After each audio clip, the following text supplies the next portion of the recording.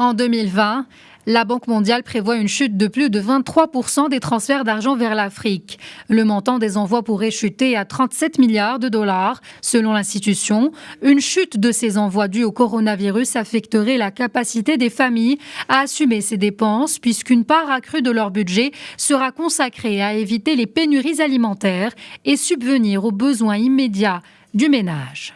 Pour les pays à revenus faibles ou intermédiaires, l'argent de la diaspora constitue souvent une source de devises importante. Dans le cas du Sénégal, par exemple, qui compte officiellement entre 500 000 et 600 000 ressortissants vivant à l'étranger, l'argent de la diaspora représentait en 2018 9,1% du PIB, soit 2 fois le montant de l'aide publique au développement reçu par le pays pour cette même année.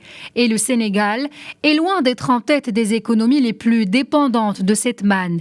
Les transferts envoyés par la diaspora représentaient pas moins de 19% du PIB des Comores. Selon les calculs de la Banque mondiale, les États africains ont besoin de 105 milliards d'euros pour faire face à la crise. Les promesses de dons extérieurs n'atteignent que 65 milliards d'euros pour l'instant. La crise du Covid-19 met le continent africain face à la pire récession depuis 25 ans.